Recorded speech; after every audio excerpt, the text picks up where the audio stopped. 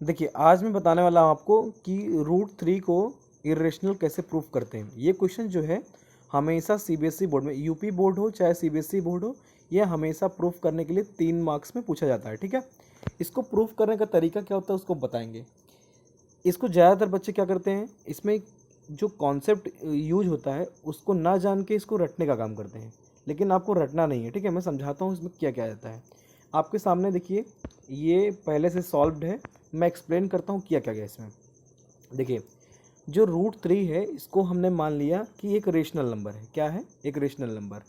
Rational number जो होता है उसको हम लिख सकते हैं a/b के फॉर्म में, जहाँ पे कंडीशन ये है कि a और b कैसे हैं?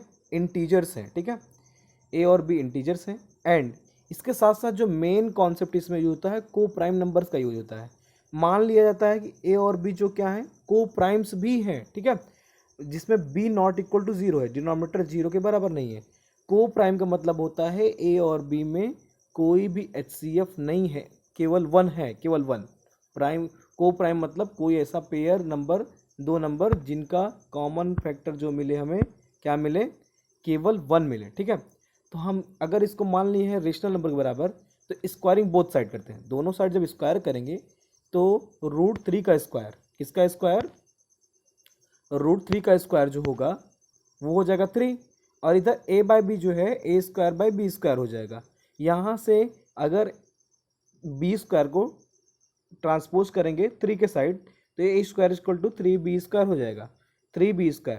अगर यहाँ से ध्यान से देखें हम, अगर 3 को हम a² के डिनोमिनेटर में लेके आएंगे तो a² को कौन डिवाइड करेगा? 3 डिवाइड करेगा, मतलब a² को 3 डिवाइड कर रहा है।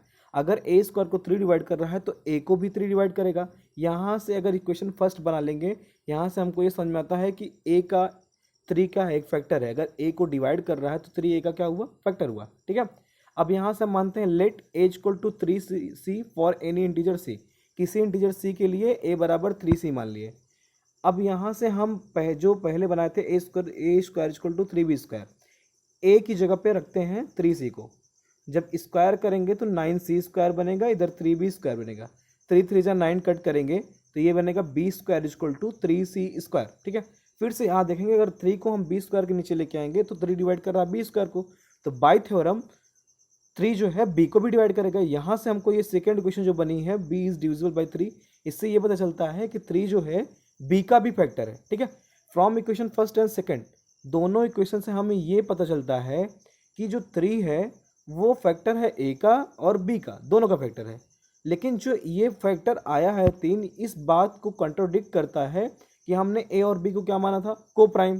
ठीक है, लेकिन यहाँ पे फैक्टर 1 के अलावा 3 मिल गया। इसका मतलब जो कॉन्ट्रडिक्शन अराइज हो गया, और ये कॉन्ट्रडिक्शन इसलिए अराइज हुआ है क्योंकि हमने गलत मान के रखा था कि जो √3 होता है वो रेशनल होता है।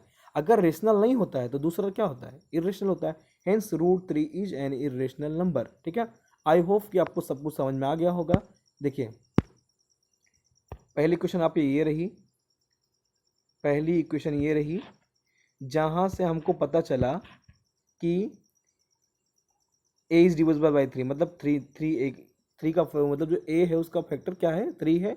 और यहाँ सेकेंड इक्वेशन से पता चला कि 3 जो है b का भी फैक्टर है, जो इस बात को गलत प्रूफ करता है कि a और b कैसे हैं? को प्राइम्स हैं। ठीक है, चलिए ठीक है।